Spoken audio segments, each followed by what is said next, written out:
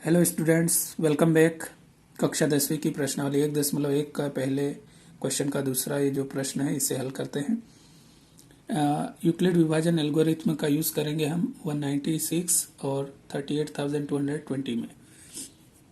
तो इसके लिए हमें एक तरफ डिवीज़न परफॉर्म करना है, यानी कि 3820 डिवाइडेड बाय 196।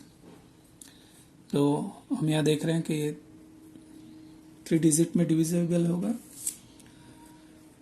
196 वन जा 196 माइनस करेंगे, 12 में से 6 गया 6, 17 में से 9 गया 8 और 2 में से 1 गया 1।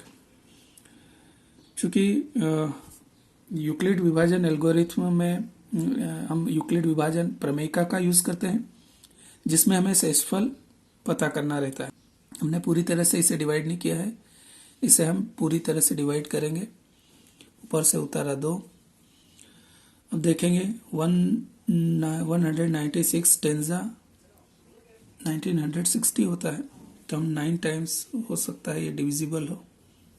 तो ये 9 छंग 54, 5 9 81 और 5 86, 8 9 एकम 9 और 8 17।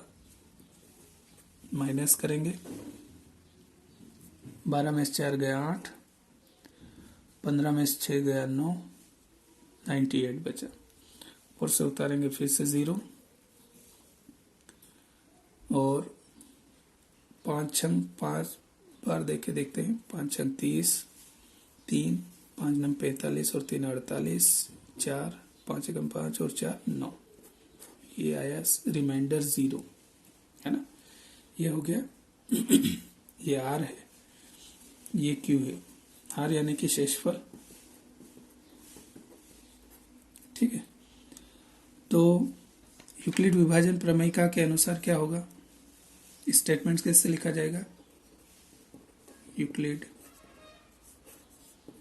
विभाजन प्रमेयिका से 38,220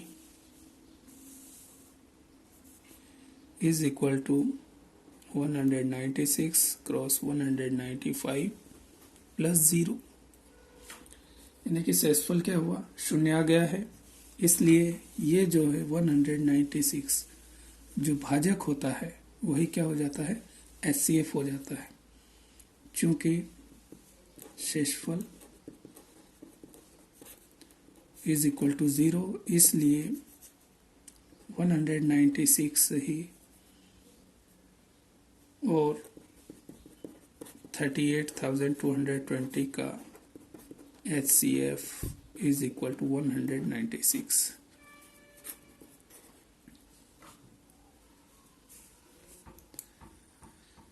तो इस तरह से हम यूक्लिड विभाजन प्रमेयिका का यूज करते हैं यूक्लिड विभाजन एल्गोरिथ्म में। जैसे ही शेषफल 0 हो जाता है तो हमें जो भाजक होता है वही हमारी दो दी हुई संख्याओं का HCF कहलाता है। चलिए नेक्स्ट क्वेश्चन देखते हैं। नेक्स्ट क्वेश्चन है क्वेश्चन नंबर 3।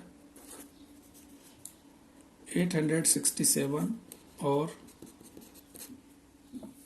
867 और 255।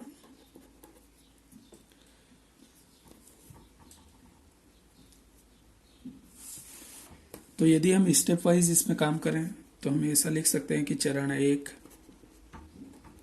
क्या है, यहाँ 867 इज ग्रेटर देन 255 है ना। इसलिए 867 और 255 में यूक्लिड विभाजन प्रमेयिका का प्रयोग करने पर, यूक्लिड विभाजन प्रमेयिका का प्रयोग करने पर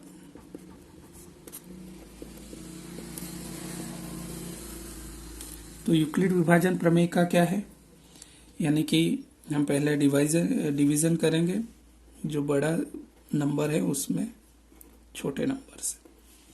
हम यहाँ देख रहे हैं 3 टाइम्स होगा इसमें, 3 5 ज़ा 15, 3 5 ज़ा 15 और 1 16, 3 2 ज़ा 6 और 1 7। डिवाइड सब्ट्रैक्ट करेंगे, 7 माइनस 5 2 0 1। ठीक है। अब यूक्लिड विभाजन प्रमेयिका के अनुसार इस, चूंकि ये पूरे नंबर में से अब ये रिमाइंडर बचा है ना, तो ऊपर वाले सवाल की तरह इसमें अब हम डिवीजन और नहीं कर पाएंगे, ये रिमाइंडर है। तो इसे यूक्लिड विभाजन प्रमेयिका के अनुसार ऐसा लिखेंगे, 867 is equal to 255 cross 3 plus 102। ये शेषफल है। ठीक है। अब चरण 2 क्या कहता है? स्टेप 2 में हम क्या करेंगे कि ये नया भाज्य हो जाएगा और ये नया भाजक बन जाएगा। शेषफल जो है वो भाजक बन जाता है ना। क्योंकि शेषफल 102 है जो नहीं है 0 के बराबर, इसलिए 255 नया भाज्य है तथा 102 नया भाजक लेकर यूक्लिड विभाजन प्रमेयिका लगाएंगे। प्रमेयिका का प्रयोग करने पर ये जो क्वेश्चन का आंसर है तीसरे का, ये मैं पूरी डिटेल में लिख रहा हूं ताकि आपको समझ में आ जाए। अब हम इन दो नंबर्स में फिर से यूक्लिड विभाजन प्रमेयिका का यूज करेंगे। तो जो बड़ी संख्या है उसमें डिवीजन होता है, नया भाज्य है ये 255, इसमें डिवीजन करेंगे 102 से, तो आपको इसका डबल 2 टाइम्स होगा। ये 2 2 ज़ा 4 0 2 1 ज़ा 2, 5 में से 4 गया 1, 51। ठीक है। चूंकि हमने पूरा भाग लगा दिया है इसलिए शेषफल हमको मिल गया। ये रिमाइंडर है, ये क्वोशिएंट है। ठीक है। तो हम इसको यूक्लिड विभाजन प्रमेयिका का प्रयोग करने पर कैसे लिख पाएंगे? 255 is equal to 102 cross 2 plus 51। अब यहाँ ये जो शेषफल है ये शून्य नहीं है, इसलिए फिर से यूक्लिड विभाजन प्रमेयिका लगेगी। नया भाज्य ये बन जाएगा और नया भाजक ये जो शेषफल है वो बन जाएगा। तो चरण 3 में हम इन्हें नया भाज्य और नया भाजक मान लेंगे, क्योंकि शेषफल 51 इज नॉट इक्वल टू 0, इसलिए 102 नया भाज्य व 51 नया भाजक लेकर